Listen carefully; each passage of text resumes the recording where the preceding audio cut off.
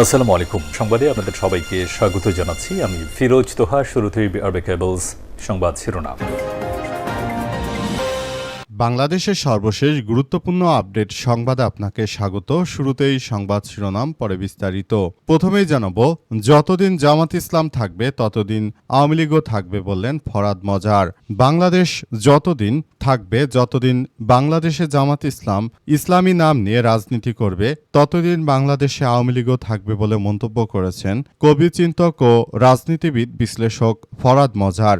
একই সঙ্গে তিনি ১৯৭২ সালে সংবিধান বাতিল করে নতুন গঠনতন্ত্র প্রণয়নের দাবি জানিয়েছেন। আজ রাজধানী ঢাকা রিপোর্টার্স ইউনিটি DRU মিলনায়তনে ৩৬ জুলাইয়ের অবদান, বিতর্ক ও ব্যর্থতা দায় পর্যালোচনা শীর্ষক সংলাপে এমন কথা বলেছেন। সংলাপের আয়োজন করে আমার বাংলাদেশ পার্টি বা এবি পার্টির নেতাকর্মীরা। এরপর জানাবো, বিগত ফ্যাসিবাদের দেখানো পথেই হাঁটছে বর্তমান সরকার বলল জামাতের আমির। বাংলাদেশ জামাত ইসলামের আমির ডাক্তার শফিকুর রহমান জানিয়েছেন যে ১৭ বছর ধরে বিরোধী দলে থেকে যারা নির্যাতনের শিকার হয়েছে, ক্ষমতায় এসে তারা ঠিকই আওয়ামী লীগের স্টাইলে আবারও নির্যাতন শুরু করেছে। তাহলে এদের আর আওয়ামী লীগের ভিতরে কোনো পার্থক্য রইল না। বিরোধী দল হিসেবে আমাদের যে দমনপীড়ন করছে তারা, সেটা আসলে বিগত ফ্যাসিস্টদের দেখানো পথেই হাঁটছে বর্তমান সরকার। এদিকে সংখ্যাগরিষ্ঠতার জোরে বিএনপি গণভোটের রায় বাতিল করে দিয়েছে বললেন রফিকুল ইসলাম খান। সংখ্যাগরিষ্ঠতার জোরে বিএনপি সরকার গণতন্ত্রের রায় বাতিল করে দিয়েছে বলে মন্তব্য করেছেন বাংলাদেশ জামাত ইসলামের সহকারী সেক্রেটারি জেনারেল মাওলানা রফিকুল ইসলাম খান। তিনি বলেছেন, যেই সরকার দেশের ৭০% জনগণের গণভোটের রায় বাতিল করে, তাদেরকে জনগণের সরকার বলা যাবে না। এবারে জানাবো, স্থানীয় সরকার নির্বাচনে ৩ পার্বত্য জেলায় এনসিপির প্রার্থী থাকবে বললেন নাহিদ ইসলাম। আসন্ন স্থানীয় সরকার নির্বাচনে ৩ পার্বত্য জেলায় সবকটিতেই জাতীয় নাগরিক পার্টি এনসিপির প্রার্থী দেওয়া হবে বলে জানিয়েছে দলটির আহ্বায়ক নাহিদ ইসলাম। এবং সর্বশেষ জানাবো, সামগ্রিকভাবে সাহসী সিদ্ধান্ত নিতে ব্যর্থ হয়েছে অন্তর্বর্তীকালীন সরকার বললেন আসিফ মাহমুদ। অন্তর্বর্তীকালীন সরকার সাহসী সিদ্ধান্ত নিতে সামগ্রিকভাবে ব্যর্থ হয়েছে, এজন্য বাংলাদেশ আজ ব্যর্থতায় পরিণত হচ্ছে বলে জানিয়েছেন এনসিপির মুখপাত্র আসিফ মাহমুদ। তিনি বলেন, অন্তর্বর্তীকালীন সরকার তাৎক্ষণিকভাবে গণ অভ্যুত্থানের পরেই সরকারে এসেছিল। তাদের বিষয়ে সমালোচনা আছে, আমারও আত্মসমালোচনা আছে। আমার মনে হয় এক রাজনৈতিক দলগুলো অসহযোগিতা ছিল, শত শত আন্দোলন করে তারা অন্তর্বর্তীকালীন সরকারকে ব্যর্থ করে দিয়েছে। প্রিয় দর্শক, এতক্ষণ শুনছিলেন সংবাদ শিরোনাম, এবারে বিস্তারিত। তবে তার আগে বন্ধুরা, অনুরোধ থাকবে এই সংবাদটিতে একটি লাইক দিন। এই চ্যানেলে আপনি নতুন হয়ে থাকলে আমাদের সংবাদটি দেখতে দেখতে চ্যানেলটি সাবস্ক্রাইব করে রাখুন। কমেন্ট করে বন্ধুরা আপনার মূল্যবান মতামত জানিয়ে দিন আপনি বিশ্বের কোন দেশ থেকে বা বাংলাদেশের কোন স্থান থেকে আমাদের সংবাদটি দেখছেন এবং শুনছেন। আর বন্ধুরা, সংবাদটি আপনার সোশ্যাল মিডিয়া ফেসবুকে শেয়ার করে বন্ধুদেরও দেখার সুযোগ করে দিন। আজকের এই সংবাদ সম্পর্কে আপনার মূল্যবান মতামত কমেন্ট বক্সে কমেন্ট করে জানিয়ে দিন। গাজা যুদ্ধে আপনি যদি নিরীহ ফিলিস্তিনিদের ভালোবেসে থাকেন বন্ধুরা, কমেন্টে ইয়েস লিখে পুরো বিশ্ববাসীকে আমাদের এই তাজা আপডেটটি দেখার সুযোগ করে দিন। এবার বিস্তারিত। যতদিন জামাত ইসলাম থাকবে ততদিন আওয়ামী লীগও থাকবে বললেন ফরহাদ মজার। বাংলাদেশে যতদিন জামাত ইসলাম তার রাজনীতি করতে পারবে, ততদিন আওয়ামী লীগও এই দেশে রাজনীতি করতে পারবে, কারণ এই দুটি দলই গণহত্যার সঙ্গে সম্পর্কিত বলে জানিয়েছেন কবি, চিন্তক ও রাজনৈতিক বিশ্লেষক ফরহাদ মজার। তিনি জানিয়েছেন যে দেশটাকে জামাত ইসলাম ১৯৭১ সালে ঠিক একইভাবে বাংলাদেশে আওয়ামী লীগ যেভাবে ২০২৪ সালে গণ অভ্যুত্থানের সময় তারা মানুষ হত্যা করেছে, ঠিক একইভাবে তারা হচ্ছে এই একই কায়দায় এই মানুষ হত্যা করেছে। এই ধরনের ঘটনা তারা প্রতিনিয়ত করেছে। সুতরাং বিষয়গুলো আমাদের সবার জন্য অনেক বেশি গুরুত্বপূর্ণ এক অধ্যায় হিসেবে আবির্ভূত হয়েছে।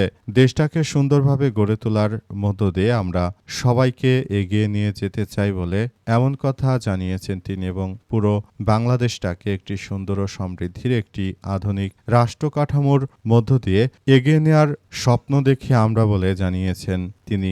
বাংলাদেশটাকে সুন্দরভাবে গড়ে তোলার মধ্য দিয়ে সবাইকে আরও বেশি এগিয়ে যাওয়ার প্রতি উদাত্ত আহ্বান জানানো হয়েছে। তিনি আরও জানিয়েছেন যে দেশটাকে সুন্দরভাবে গড়ে তুলতে আমাদের প্রতিটি রাজনৈতিক দলকে ৭২-এর সংবিধান বাতিল করে নতুন সংবিধান রচয়িত করতে হবে, তাছাড়া আর কোনো বিকল্প হতে পারে না বলে জানিয়েছেন কবি ও চিন্তক ফরহাদ মাঝার। বিগত ফ্যাসিবাদের দেখানো পথেই হাঁটছে সরকার, বললেন জামাতের আমির। বাংলাদেশ জামাত ইসলামের আমির ডাক্তার শফিকুর রহমান বলেছেন, ১৭ বছর ধরে বিএনপির নেতাকর্মীরা দলে দলে ভারতে, লন্ডনে পলাতক থাকলেও, ধান খেতে পলাতক থাকলেও সেই মজলুমেরা এখন যখন সুযোগ পেয়েছে, এটি দেখা যাচ্ছে যে তারা আবারও এক ভয়াবহ বিপর্যয়ের দিকে ঠেলে দিচ্ছে রাষ্ট্র ব্যবস্থাকে।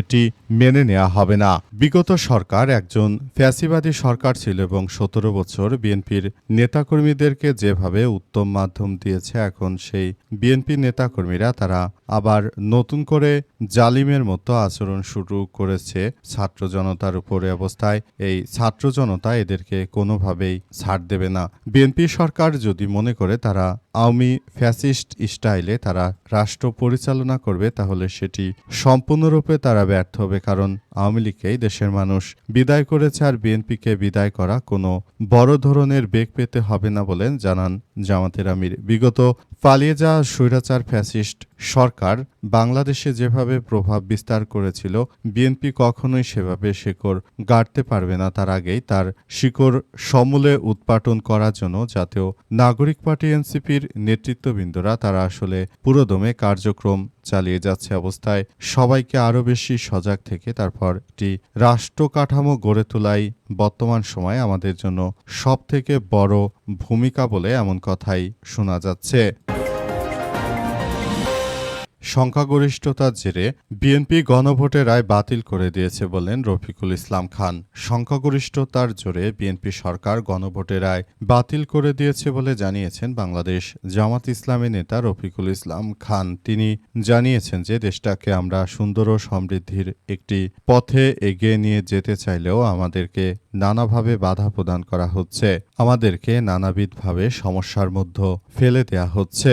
এটি আমাদের জন্য অত্যন্ত দুর্ভাগ্যজনক অবস্থানের মধ্যে ফেলে দিচ্ছে। তাই এই ধরনের কার্যক্রম আমাদের জন্য খুবই বড় ধরনের কোনো এক বিপর্যয়কর পরিস্থিতির মধ্যে ঠেলে দিতে পারে বলে জানান তিনি। বিএনপি যদি মনে করে যে তারা তাদের মতো করে এভাবে তারা যদি এই রাষ্ট্র কাঠামোকে চালায়, তাহলে ভবিষ্যতে তাদের জন্য এক ভয়াবহ বিপর্যয়কর পরিস্থিতির সৃষ্টি হচ্ছে। অবস্থায় কোনোভাবে আর ভবিষ্যতের দিকে এগিয়ে যাওয়া সম্ভব হবে না। এনসিপির নেতৃত্ববৃন্দরা তারা আসলে যে ধরনের কার্যক্রম চালাচ্ছে, সেখানে যদি বিএনপি সেটা মেনে নিতে না পারে, তাহলে তাদের অবস্থা এক ভয়াবহ বিপর্যয়কর পরিস্থিতির মধ্যে চলে যাবে বলে এমন কথা নিশ্চিত করা হয়েছে। স্থানীয় সরকার নির্বাচনে ৩ পার্বত্য জেলায় এনসিপির প্রার্থী থাকবে বললেন নাহিদ ইসলাম। আসন্ন জাতীয় সংসদ নির্বাচনের মতো এবার স্থানীয় সরকার নির্বাচনেও ৩ পার্বত্য জেলার সবকটিতে প্রার্থী দেওয়ার কথা জানিয়েছেন নাহিদ ইসলাম। তিনি বলেছেন যে পার্বত্য চট্টগ্রাম আমাদের অবিচ্ছেদ্য অংশ এবং এই পার্বত্য চট্টগ্রাম নিয়ে অনেকেই ষড়যন্ত্র শুরু করেছে। যেহেতু বিএনপি তারা দীপেন দেওয়ানকে পার্বত্য চট্টগ্রাম বিষয়ক মন্ত্রী করার পর আবার তার মন্ত্রিত্ব কেড়ে নিয়েছে, কার কারণে তাকে পদত্যাগ করতে বাধ্য করা হয়েছে, সেই বিষয়টি তাদেরকে পরিষ্কার করতে হবে বলে জানানো হয়েছে। এছাড়াও আরও এই ধরনের ঘটনা যাতে বিএনপি ভবিষ্যতে আর না করতে পারে, সেই ব্যাপারগুলো নিয়েও সবাইকে আরও বেশি সতর্ক থাকার জন্য আহ্বান জানিয়েছেন নাহিদ ইসলাম। তিনি বলেন যে অতীতে কখন আর এমন ঘটনা ঘটেছে সেটি আসলে আমরা বুঝতে পারছি না। আমরা পুরো বিষয়গুলো নিয়ে খুবই হতচকিত হয়েছি বলে এমন কথাই জানানো হয়েছে।